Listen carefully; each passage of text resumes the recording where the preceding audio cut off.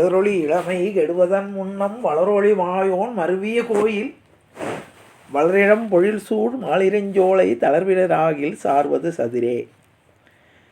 சதிரில மடவார் தாட்சியை மதியாது அதிர்குரல் சங்கத்து அழகர்தம் கோயில் மதித்தவள் சூடுமிம் மாலிரஞ்சோலை பதியது ஏந்தி எழுவது பயனே.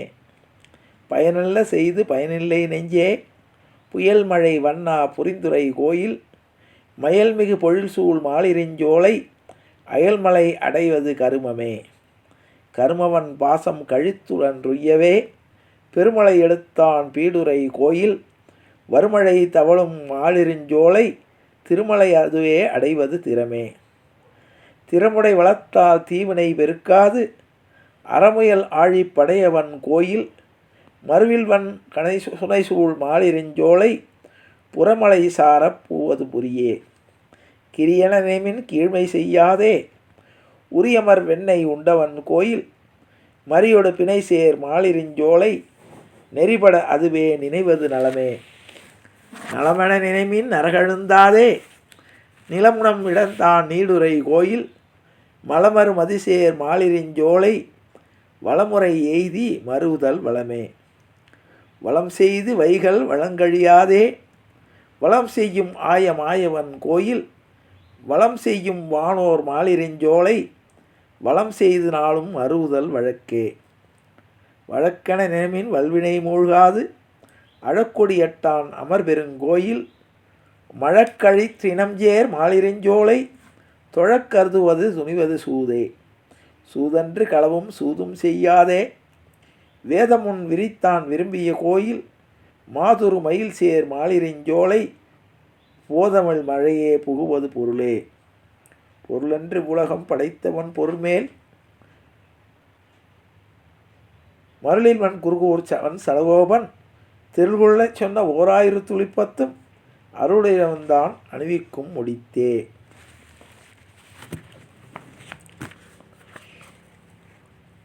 புறம் 1000 திருக்கண் மலர் 1000 புண்டரீக கரம் 1000 கலர்கால் மலர் 1000 கன்னிமொழி சிரம் 1000 திருநாமம் 1000 செய்ய கையில் அறம் 1000 கொண்ட திந்திரல் ஆழி அரங்கருக்கே. பிள்ளை பிறங்கால் ஐயங்காருடைய பாடல் இது. எல்லோருக்கும் அடியனுடைய பணிவான நமஸ்காரங்கள். வடதேசத்து மகான்களுடைய சரிதங்களை நாம் ஒவ்வொன்றாக அனுபவித்து வருகிறோம்.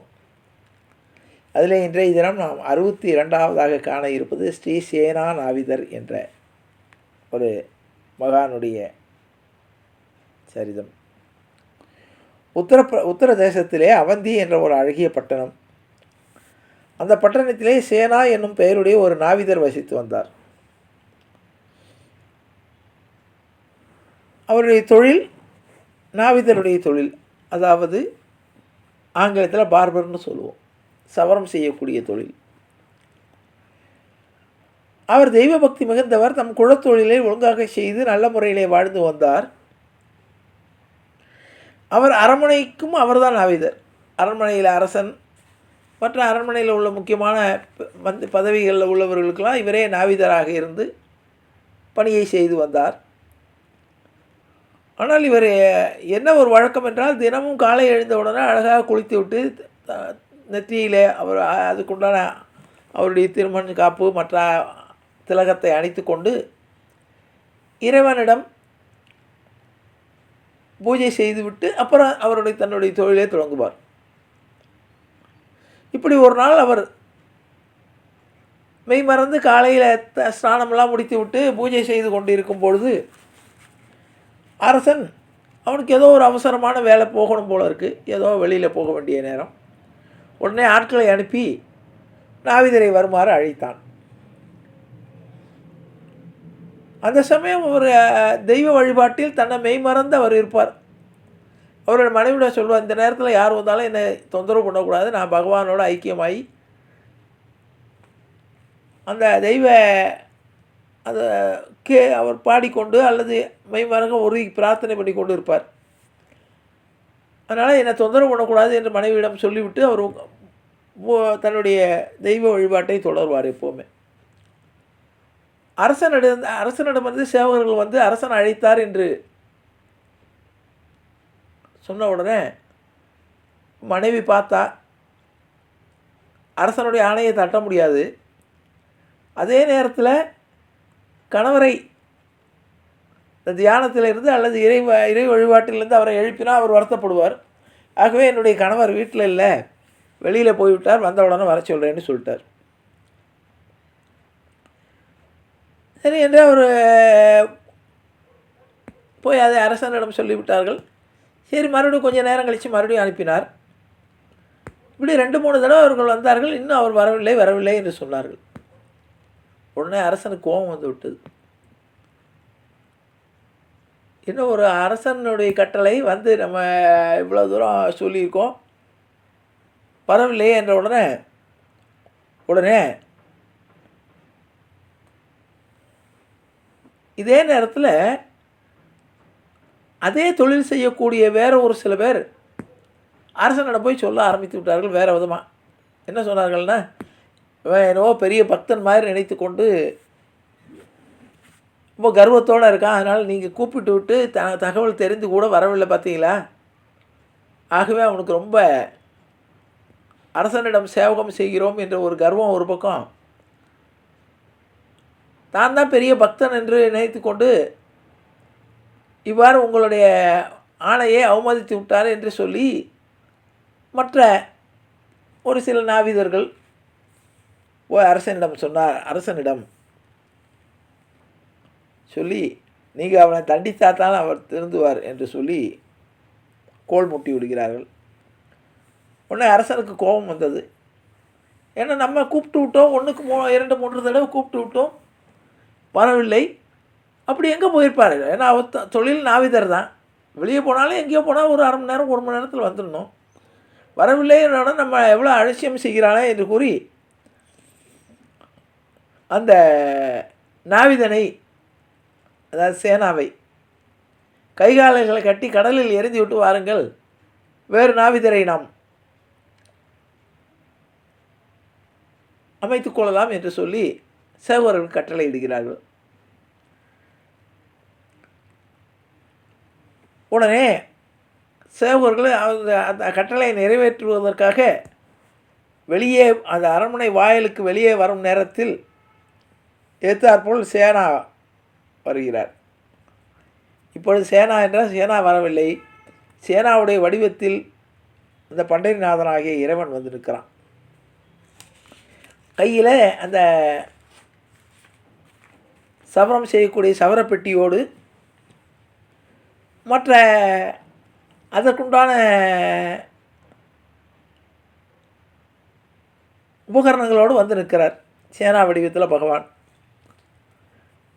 ஆனால் இவங்களுக்கு என்ன தெரியும், சேனா வந்து விட்டார் என்று சொன்ன உடனே ஏறுவான் என்று அழைத்து விட்டு அரசன் சத்தம் போட்டு விட்டு எங்கே போனால் இவ்வளோ நேரம். உடனே அந்த சேனா வடிவத்தில் வந்த இறைவன் ஒரு முக்கியமான வேலையாக வெளியே போயிருந்தேன், கொஞ்சம் தாமதமாகிவிட்டு மன்னிக்கணும். அப்படி சரி பரவாயில்லை, எனக்கு சவரம் செய் என்று சொல்லி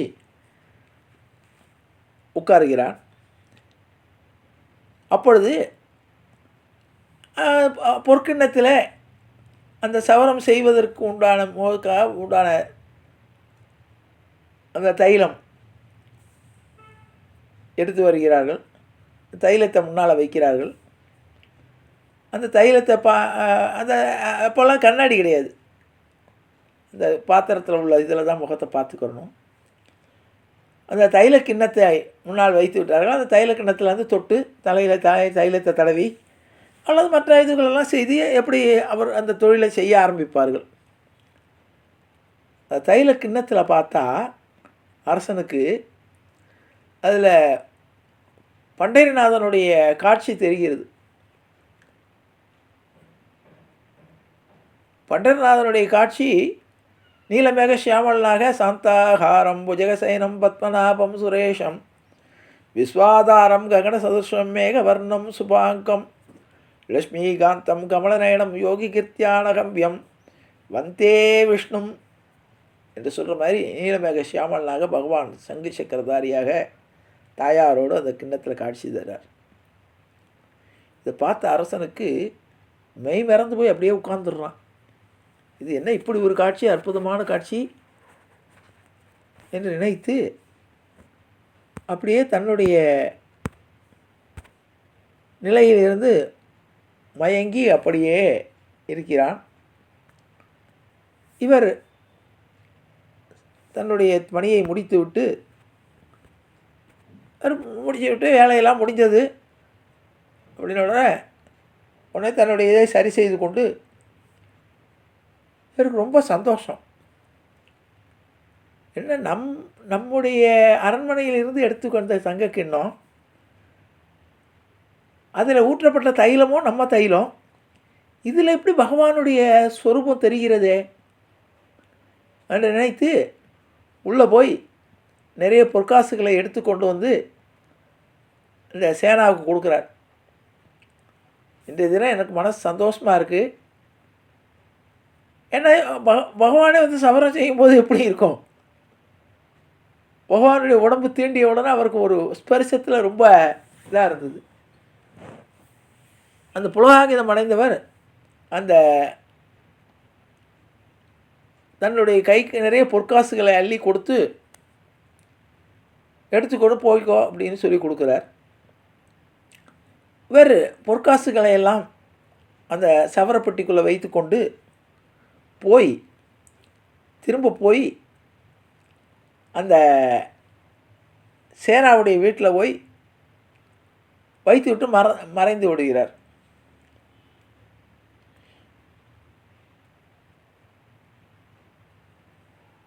அரசனுடைய மனசுக்குள்ளே இதே ஒரு சஞ்சலமாகவே இருக்குது. இப்படி நம்முடைய வீட்டில் நம்முடைய அரண்மனையில் இருக்கக்கூடிய ஒரு தைல கிண்ணத்தில் பகவானுடைய ஸ்வரூபம் தெரிந்தது என்றால், சரி அந்த உடனே வந்து வெளியே வந்த உடனே இவர் பார்க்குறாரு, இவரை இருங்கன்னு சொல்லிவிட்டு பொற்காசெல்லாம் கொடுத்து விட்டு கொஞ்சம் நேரம் இருங்கன்னு சொல்லிவிட்டு இவர் ஸ்நானம் பண்ணிவிட்டு வந்து பார்த்தா இவரை காணோம். இவர் போய் இந்த சேனா இந்த பகவானாக வந்த சேனா போயிட்டார். போய் அங்கே கொண்டு போய் இந்த சவரப்பட்டியை வைத்து விட்டு அவர் மறைந்து விட்டார். உடனே இவருக்கு சேனாவை காணும்னு உடனே அவரை அழைத்து வாருங்கள் என்று கூப்பிட்டார். எனக்கு மனசே சரியில்லை, உடனே சேனாவை அழைத்து வாருங்கள் என்று காவலர்களை அனுப்புகிறார். எல்லாருக்கும் ஆச்சரியம். ஏன்னா ஒரு நாளும் இல்லை, சவரம் பண்ணாங்கன்னா போயிடுவாங்க, அதோடு சரி கூலியை கொடுத்தாச்சு. இவர் மறுபடியும் நாவிதரை அழைத்து வருமாறு கூடுறாருன்னு எல்லாரும் ஆச்சரியத்தோடு. அதுவும் அரசன் ஒரு நாவிதனுக்கு இவ்வளோ மரியாதை கொடுத்து அதுலேயும் என்ன சொல்லி அனுப்புகிறாருன்னா, அந்த சேனாவை தகுந்த மரியாதையோடு அழைத்து வாருங்கள்னார். ஏன்னா சாதாரணமாக எப்போது தன்னுடைய சவரம் பண்ணும்போது பண்ணிட்டு போயிடுவாங்க, அவங்க ஒன்றும் தெரியும். இன்றைக்கு இப்படி ஒரு அற்புதமான இது கிடைச்சிருக்கே, என்னன்னு தெரியவில்லையே அப்படின்ற அழைத்து வர சொல்லி அழைக்கிறார்கள். ஒரு ராஜ மரியாதையோடு போய் சேனா வீட்டுக்கு போய் அரசர் அழைத்து ஒரு மாதிரி விட்டு அந்த பல்லக்கில் ஏறி வாங்குவோங்கிறார். இவருக்கு சேனாவுக்கு ஒரே பயம். ஏன்னா இவர் இந்த நிலை தன்னுடைய பூஜையெல்லாம் முடிச்சுட்டு வந்த உடனே மனைவிக்கிட்ட கேட்குறார், இப்படி நடந்தது, அரசர் 3 தடவை கூப்பிட்டு விட்டார், நீங்கள் பூஜையில் இருந்தீங்க, எனக்கு கூப்பிட முடியல, அதனால் நீங்கள் வெளியே போயிருக்கீங்கன்னு சொன்னேன். அரசன் என்னவோ இப்போ அவசரமாக கூப்பிட்டு வர சொல்லிருக்கார், அதுக்கு மரியாதையோட பல்லாக்கெல்லாம் எடுத்து அனுப்பியிருக்காரே. சரி, நமக்கு அரசன்னா அரசருக்கு அரசன், ராஜாதி ராஜன் அவன் தானே, தேவாதி தேவன், ராஜாதி ராஜன், தேவராஜன் அவன். போவோம் என்று போகிறார். அரசன் சிம்மாசனத்தை விட்டு இவர் வந்த உடனே இறங்கி வணங்கி அவருடைய திருவடிகளில் வணங்குறான். மகானே, மகாபிரபுவே, நீங்கள் நாவிதர் என்று நினைத்து நான் உங்களை சாதாரணமாக நினச்சிட்டேன். ஆனால் தாங்கள் கையினால் உங்களுடைய ஸ்பரிசம் பட்ட உடனே எனக்கு ஏதோ ஒரு தெய்வானுபவம் ஏற்பட்டது. அந்த கிண்ணத்தில் தைலத்தை வைத்து உங்கள் கையினால் உங்கள் கையினால் அந்த கிண்ணத்தில் தைலத்தை நிரப்பி அந்த தைலத்தில் நான் முகம் பார்க்கும்போது அதில் பகவானுடைய சுரூபமே தெரிஞ்சது. அந்த காட்சி என்னோட மனசுக்குள்ளே மறுபடியும் மறுபடியும் வந்து கொண்டே இருக்கிறது. அப்போ நீங்கள் எவ்வளோ பெரிய பாக்கியசாலியாக இருந்தால் உங்களுடைய ஸ்பரிசம் எனக்கு அப்படிப்பட்ட சுகானுபவத்தை தெய்வானுபவத்தை எனக்கு ஏற்படுத்தி இருக்கணும். ஆகவே நான் உங்களை தாவிதர் என்று நினைத்து நான் சாதாரணமாக நினைத்ததுக்கு என்ன நீங்கள் மன்னிக்கணும் என்று சொல்லிவிட்டு மறுபடியும் இன்னொரு பொற்கிண்ணத்தை கொண்டு வர சொல்லி தைலத்தை வைத்து, சுவாமி நீங்கள் இதை தொட்டு எனக்கு அனுகிரகம் பண்ணி கொடுங்க. மறுபடியும் நான் அந்த காட்சியை திரும்ப திரும்ப எத்தனை முறை பார்த்தாலும் கொண்டல் வண்ணனை கோவலனாய் வெண்ணையுண்ட வாயன் என் உள்ளம் கவர்ந்தானே அண்டர்கோன் அணியரங்கன் என் அமுதினை கண்ட கண்கள் மற்றொன்றினை காணாவே. பகவானை பார்த்தாச்சுன்னா வேறு எதை பார்க்க தோணும்? திரும்ப திரும்ப திரும்ப திரும்ப பார்த்துட்டே இருக்கணும். அதான் அடிக்கடி சொல்லுவோம், திருப்பதிக்கு அவ்வளோ கூட்டத்தில் போவோம். உள்ள கூட்டத்தில் போகும்போது நமக்கு ஒரு வெறுப்பே ஏற்பட்டுடும். இவ்வளோ கூட்டத்தில் போய் இவ்வளோ கஷ்டப்பட்டு பகவானை போகிறோம், இனிமேல் வரக்கூடாதுன்னு நினைப்போம். ஆனால் வெளியே வந்த உடனே அடுத்த தடவை டிக்கெட் உடனே புக் பண்ணுவோம். ஏன்னா பகவானை பார்க்குறதுல சலிப்பே ஏற்படாது. எத்தனை தடவை பார்த்தாலும் திரும்ப திரும்ப பார்க்க பார்க்க அழுக்காத விஷயம் அது ஒன்று தான். தெய்வானுபவம் ஒன்று தான், அலுப்பே ஏற்படாது. மற்ற விஷயங்கள் எல்லாத்துலேயுமே நமக்கு ஒரு சலிப்பு ஏற்பட்டுடும். பகவானுடைய அனுகிரகத்திலையும் பகவானுடைய பாகவத கோஷ்டியில் நமக்கு அலுப்பே ஏற்படாது. ஆகவே நான் மறுபடியும் பார்க்கணுன்னு ஆசைப்படுறேன். உங்களோட கையினால் தேண்டி எனக்கு அந்த கிண்ணத்தை காட்டுங்களேன் அப்படின்னார். இவருக்கு ஒரே ஆச்சரியம். ஆனால் சேனாவுக்கு புரிஞ்சிடுச்சு. சேனா சொன்னார், அரசே, நான் இங்கே தெய்வ தியானத்தில் ஈடுபட்டிருந்தேன். என்னுடைய மனைவி என்னை தியானத்தை கலைக்கக்கூடாதுங்கிறக்கா நான் இல்லைன்னு பொய் சொல்லி அனுப்பிட்டான். நான் வரவே இல்லை. அப்படி என்றால் என்னுடைய வடிவத்தில் வந்தது பகவான் தான். உங்களுக்கு என்னுடைய வடிவத்தில் வந்து இந்த இந்த இந்த எல்லாராலையும் மதிக்கப்படாத இந்த தொழிலை செய்வதற்கு கூட பகவான் ஒரு பாகவதனுக்காக வந்திருக்காருன்னு நினச்சா, பகவான் உங்களை தொட்டு அவருடைய ஸ்பரிசம் உங்கள் மேல் பட்டு உங்களுக்கு அவர் எனக்காக அவர் இந்த மாதிரி செய்து அவர் இந்த நாவித தொழிலையும் செய்திருக்கிறார் என்றால் நீங்கள் எவ்வளோ பாக்கியம் பண்ணியிருக்கீங்க. நான் இத்தனை நாள் பூஜை பண்ணி எனக்கு என்ன பலன்? ஆனால் உங்களுக்கு பகவானே வந்து கைங்கரியம் பண்ணியிருக்கார் என்றால் அப்போ எவ்வளோ நீங்கள் பாக்கியம் பண்ணியிருக்கீர்கள் என்று அவருடைய காலிலே விருந்து